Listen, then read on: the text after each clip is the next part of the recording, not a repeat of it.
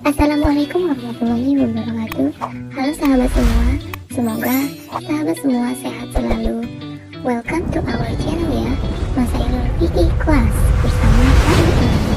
Pada video kali ini, kami dari kelompok 1 PAI 6 akan berbagi pengetahuan untuk sahabat semua. Di video kali ini, kami akan menjelaskan seputar sebab-sebab perbedaan dalam fikih.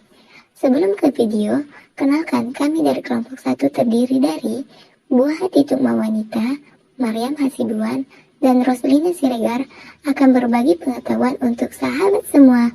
Stay tune! Oke sahabat,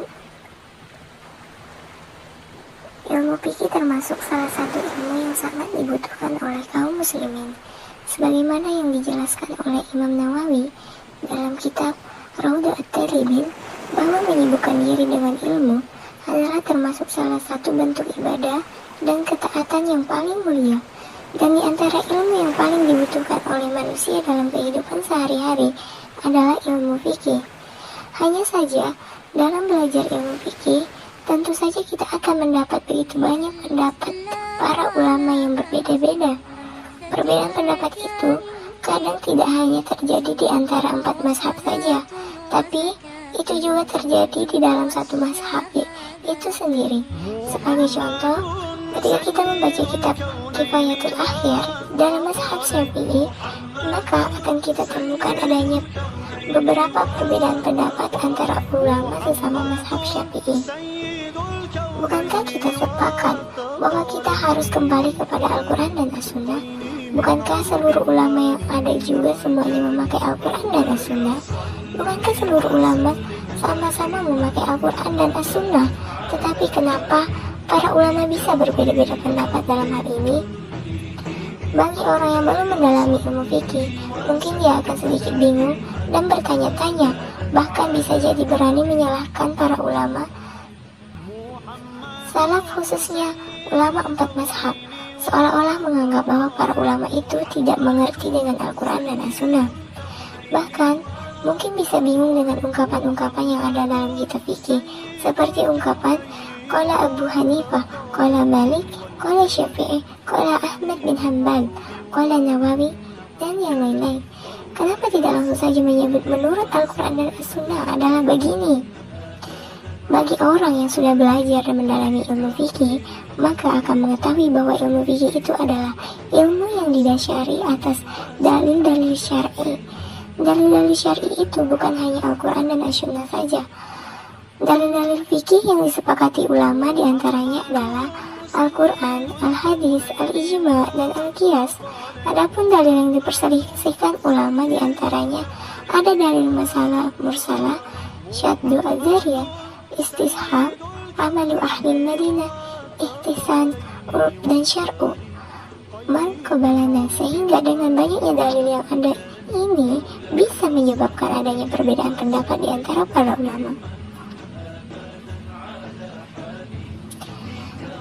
Di antara sekian banyaknya sebab perbedaan pendapat, yaitu yang pertama, perbedaan qiraat. Dalam cabang ilmu Al-Quran, kita akan temukan ada beberapa bacaan atau qiraat yang berbeda-beda yang dikenal dengan istilah qiraat sab'ah. Hanya gara-gara perbedaan qiraat inilah nanti bisa menyebabkan perbedaan dalam kesimpulan hukum.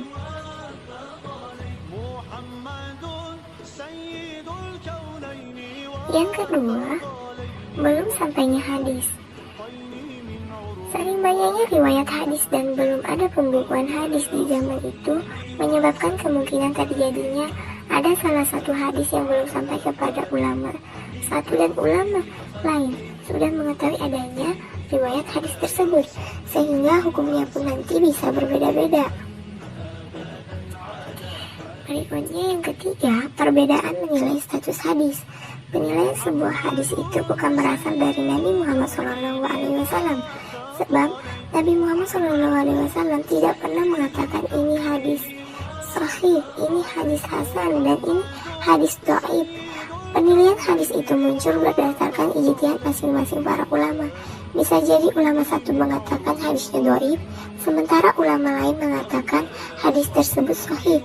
Nah, gara-gara penilaian status hadis yang berbeda-beda, sehingga menyebabkan perbedaan pula dalam kesimpulan hukumnya. Yang keempat, perbedaan memahami nas.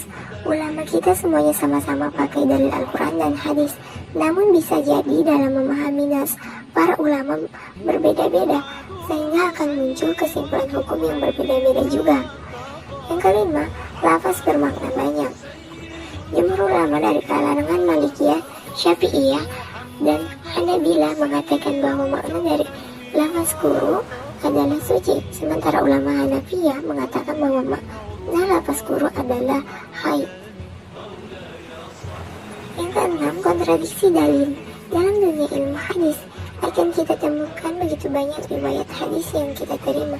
Dari sekian banyaknya riwayat hadis tersebut, ada beberapa hadis yang secara zahir kelihatan saling bertentangan. Hal ini bisa menyebabkan para ulama berbeda pendapat.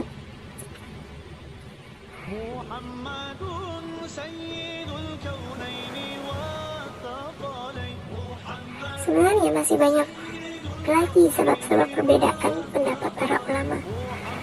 Namun, perbedaan ulama ahli fikih dalam menentukan suatu hukum permasalahan bukan karena para ulama tidak pakai Al-Quran dan As-Sunnah, dan bukan pula karena para ulama tidak paham Al-Quran dan As-Sunnah. Akan tetapi, ada beberapa faktor penyebab lain yang menjadikan para ulama berbeda pendapat. Namun, untuk di video kali ini kita cukupkan saja dengan beberapa pendapat ini saja. Dan mudah-mudahan dengan penjelasan ini kita bisa lebih bersikap tasamuh, tawazun, dan insaf dalam menyikapi adanya perbedaan dalam ilmu fikih. Wallahu a'lam.